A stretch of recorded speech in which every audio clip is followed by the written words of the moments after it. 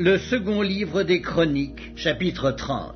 Ézéchias envoya des messagers dans tout Israël et Juda, et il écrivit aussi des lettres à Éphraïm et à Manassé, pour qu'ils vinssent à la maison de l'Éternel à Jérusalem célébrer la Pâque en l'honneur de l'Éternel, le Dieu d'Israël. Le roi, ses chefs et toute l'assemblée avaient tenu conseil à Jérusalem afin que la Pâque fût célébrée au second mois, car on ne pouvait la faire en son temps parce que les sacrificateurs ne s'étaient pas sanctifiés en assez grand nombre et que le peuple n'était pas rassemblé à Jérusalem. La chose ayant eu l'approbation du roi et de toute l'assemblée, ils décidèrent de faire une publication dans tout Israël, depuis Beersheba jusqu'à Dan, pour que l'on vînt à Jérusalem célébrer la Pâque en l'honneur de l'Éternel, le Dieu d'Israël, car elle n'était plus célébrée par la multitude comme il est écrit. Les coureurs allèrent avec les lettres du roi et de ses chefs dans tout Israël et Juda. Et d'après l'ordre du roi, ils dirent: Enfants d'Israël, revenez à l'Éternel, le Dieu d'Abraham, d'Isaac et d'Israël, afin qu'il revienne à vous, reste échappé de la main des rois d'Assyrie.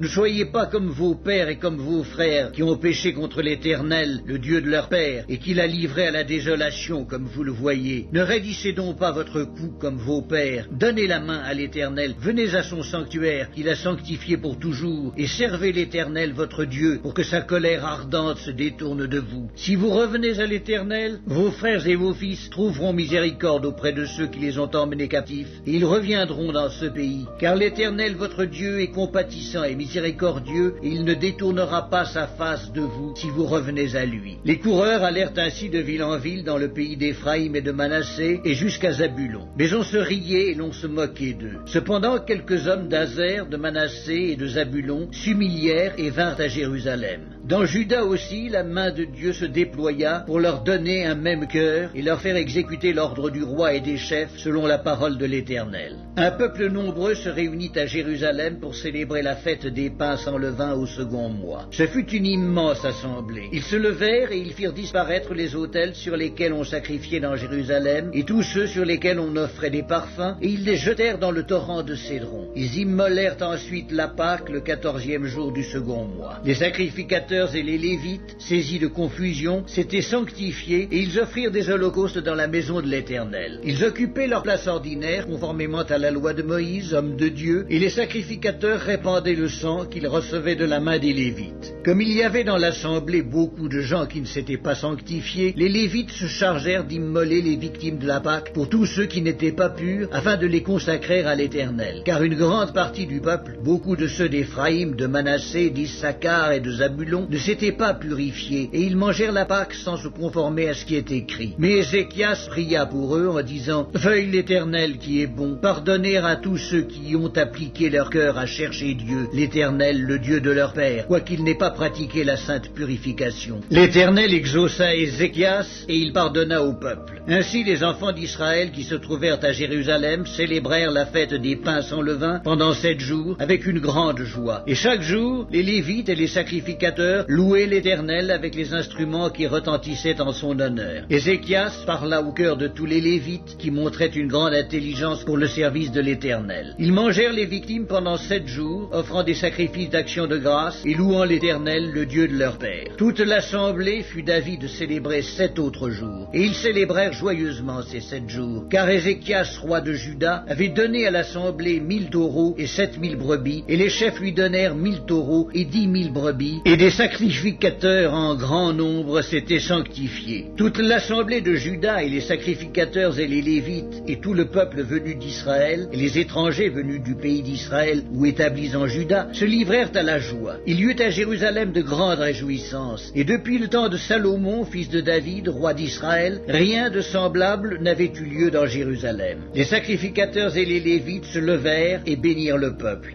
et leur voix fut entendue et leur prière parvint jusqu'aux cieux, jusqu'à la sainte demeure de l'Éternel.